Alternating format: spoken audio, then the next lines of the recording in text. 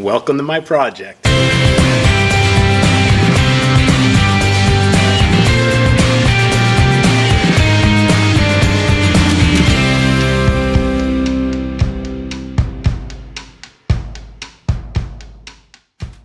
I'm going to show you how I built my kitchen cabinets. I put 27 cabinet boxes together, working 2 days from 9 a.m. to 1 in the afternoon. This is my foolproof way to get 4 done every hour. I started by putting 2 4x2 tables together to create an 8x4 workspace. This allows me to work at waist height so I'm not bending over. Then I started unboxing all the pieces. I laid each piece out in a specific spot. I've got the 2 left and right sides laid out with the grooves all the way to the end. So on the left side, these are the same pieces either way when you flip them around, so there's no order. But make sure you have a groove on the left where the blue arrows are pointing and a groove on the right where the blue arrows are pointing. The bottom is laid out on top of them.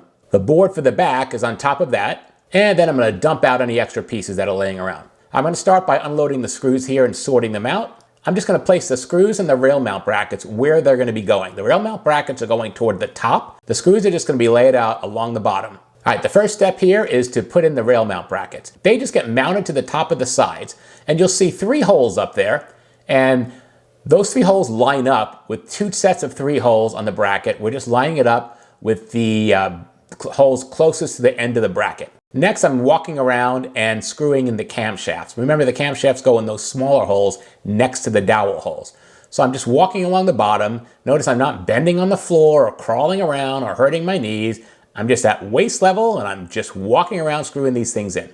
I get started with a manual screwdriver and then I'll come back after that and screw them all in with the battery powered screwdriver. But I don't want to use the battery powered screwdriver right away because I don't want it to damage the hole if it gets off track. I only get 1 shot at each one of these cabinets. Then after those camshafts are in, I'm going to switch to the opposite rail mount. And now you can see here I'm just going around with my cordless screwdriver and I'm just going to go and tighten every one of those screws till they're tight. The rail mount's done. Now moving on to the camshafts along the bottom and back to the other side for the other rail mount. This took me just minutes to do. Next, we're going to be assembling the 2 sides and the back. The 2 sides are where we just put in the camshafts, and the back has holes to meet up with those. We're also going to put in the dowels. So the dowels go into the bigger holes next to the camshafts. So when we slide this all together, we're not only tightening the camshaft, but the dowel's there to hold it up. You could glue the dowels if you like. I did not, and I never have, but some people do. So I'm grabbing the back piece. I'm going to make sure that whichever side I put this in first, that it lines up with the groove. There's a groove on one side of this. So you need to make sure that you've lined the groove up with one of the grooves on the sides. I'm actually putting the dowels in this piece here. So I'm putting them in the top first. There's 3 dowels on each side, and then I'm going to flip it over and do the dowels on the other side. I'm using a hammer to tap them in until they stop and they're butt up against the inside. And now I'm doing the other side, the 3 on the top side, because I just flipped it. And I'm using my hammer again to tap them in so they're in place. When I'm putting this together, I'm going to be putting in these little cams that mount up to the camshafts that we installed. These lock up against those camshafts, you turn them, and they tighten the whole piece together. Now that my dowels are in, I'm placing this bottom onto the side here. Again, make sure the groove is lined up. That's where the back's going to sit. And I'm just going to take my little cam locks and put them right into the holes down there, like the directions say here, and turn them and tighten them. There is a little arrow on the cams. You have to line the arrow straight up. That's the position where it goes in all the way and it hasn't grabbed the screw yet. Then you grab the screw by turning the screwdriver and it locks in place. Now I'm going to add the back panel before I put the second side on. To me, it's just easier doing it this way. But you can put the second side on first if you'd like. It just slides in the groove, which is why you have to have the grooves all lined up correctly. In this next step, we've already got the dowels in the bottom piece there, so all we need to do is put these 2 pieces in place. So I'm going to grab the other side here. Again, you can see the groove right there, right? So that's got to go up against the top there. So the back panel slides right into that groove. I'm fitting all this in place. The dowels are already in, the holes are lined up, the camshafts are in place. All I have to do is line it up and put it in. Now, as I'm doing this, the back panel may move a little bit. You'll have to move it back into place. It's just cheap cardboard. It's not anything, secure. So you'll want to put some pressure on it in the middle to make sure it stays straight. Now that the second side is on, I'm just going to put in the cam locks and slide them in place, making sure the arrow is pointed straight out toward the right here. And then I'm going to tighten them to lock the whole cabinet together. That's what I'm doing here. I'm just going around now and making sure they're all tight and snug. And at this point, we've got 3 camshafts on each side, plus 3 dowels on each side holding this together. The bottom is nice and secure and built, and it's not going anywhere. Now, since we don't have a top on this yet, there is some leeway in the top. So when it's time to turn it onto its bottom, like I'm doing right here, try and keep it together on the top while you're doing that. There's no actual top panel on this. It's just a bar. It's cheaply made. That's how they do it. But it works fine. The countertop's going to be on it. So now on this next piece, this is a bar that holds the whole top in place. There's these little plastic pieces you need to click into place, and they're going to connect to the back cheap panel that IKEA gives you. Then it's going to screw into either one of the sides, holding the whole upper piece together on this cabinet. That's what I'm doing here. It's kind of hard to tell from where I'm standing, but I'm clicking those 3 white pieces in place, and then I can spread them out right before I put it on. And you can kind of get an idea how it works here. This is from the back top view. It's going to slide right onto the back panel, and then it's going to screw down. So you can see here, I'm kind of sliding it onto the back panel. It's hard to see. And then when I do that, the holes line up right over the top of the sides, and there are holes there to meet it.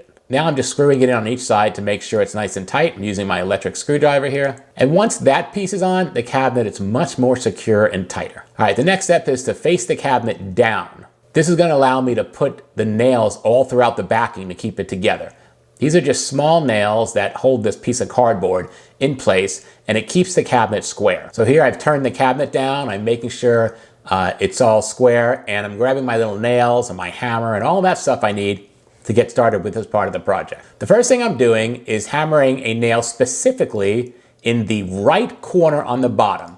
You can see here, they tell you specifically to do it right here because you have to square the cabinet up first, right? Then after that, I'm doing one specifically at the top left of the cabinet. You can see it right here. By doing that, you can keep the cabinet square while you're going around hammering the rest in. After that, I'm putting in these spacers with the nails. The spacers keep the bottom part away from the wall, equidistant to where the rail is on the top. By having those rail mounts on the top, the cabinet gets pushed away from the wall. So those spacers make up for that space.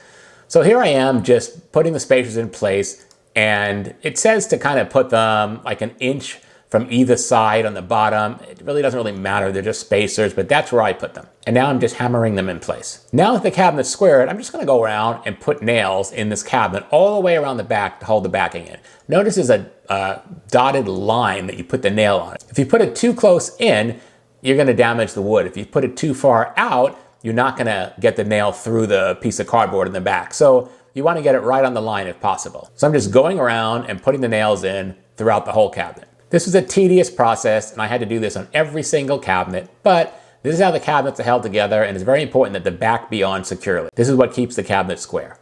After that, I was able to take the cabinet down. The next step is to put on the front rail that holds the front together. We've already done the back, which connected to that back cardboard panel.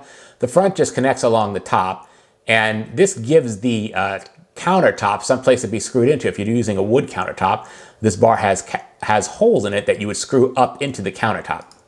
If you're using a wood surface under your granite countertop, again, it gives you a place to screw into. This just lines up in the front of the cabinet. The holes are already there for screwing it in. It was a pretty simple process. So I started it, of course, with my regular screwdriver, and then I went with my electric screwdriver and just went over and finished tightening it. Now the box is done and it's together.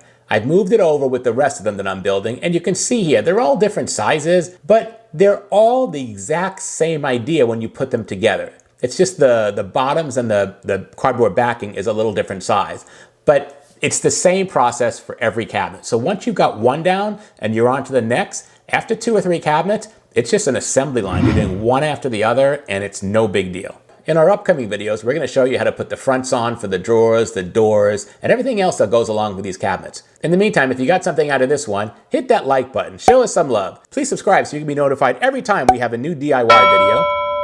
And leave a comment. Do you have an IKEA kitchen? I would love to hear about it. This is my 4th IKEA kitchen. I absolutely love them. All right, we'll see you next time. Bye-bye.